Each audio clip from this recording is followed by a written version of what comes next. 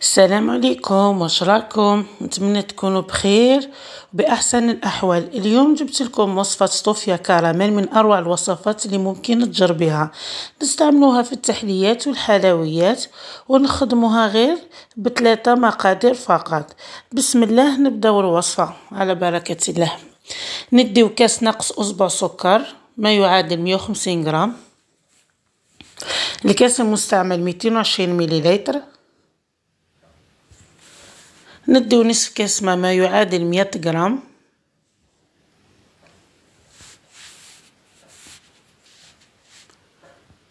جوج مغارف كبار معمرين تاع غبرة الشانتيي.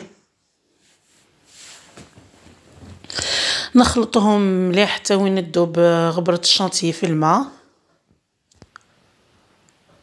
نضيف لها مغرف صغيرة فانيلا ورشة مليحة تاع الملح. نزيد نخلطهم. نحطو الكسرونة على النار تكون متوسطة.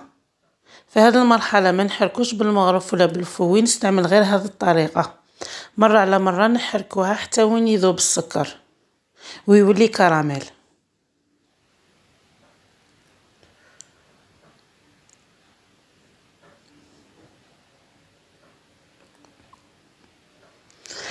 نديو 150 غرام مارغرين. المارغرين استعملي اي مارغرين عندك. نقطعها الى مكعبات صغار.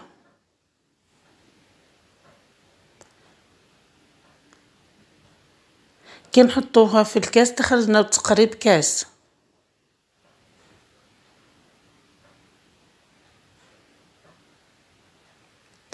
كي يذوب السكر كامل يولي كراميل، هنا نقدر نستعملو الفوي ولا مغرف.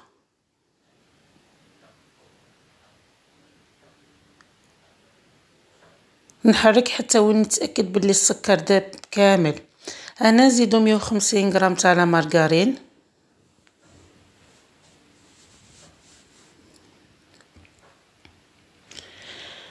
نحرك مليح، ندخل لا مارغرين في الكراميل.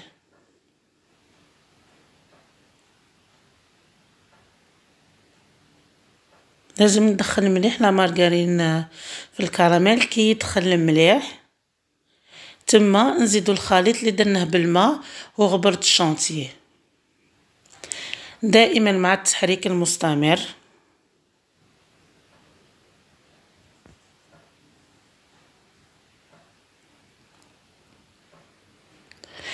كي يبدا يغلي نقص للنار ونبقى نخلط حتى وين نحس الخليط بدا يعقد. يعني هذه المرحله راح تديلك 2 دقائق حتى 3 دقائق. نحيها، راح نميكسيها من دقيقه لدقيقتين.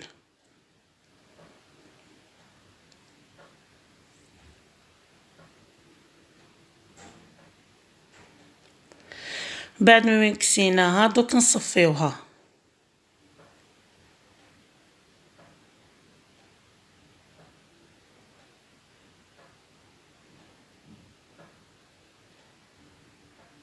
انا كي وزنتها خرجت لي 373 غرام، يعني قريب تقولي توصل ل 400 غرام. نعاود نميكسيها من 2 دقائق حتى 3 دقائق حتى وين نشوفو تغير اللون ولا كلار.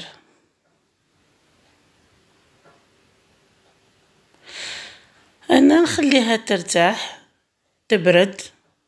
انا بعد ساعه انا ما دخلتهاش للكونجيلاتور ولا الفريجيدير، انا حطيتها برك فوق الطابله وتحصلت على احلى طوفيه خير من تاع المحلات.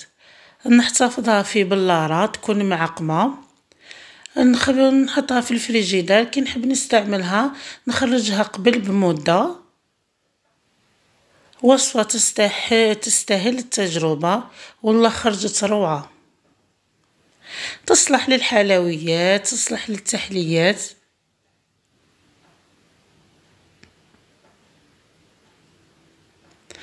هنا نقولكم في امان الله، نلتقي في وصفة جديدة بإذن الله تعالى.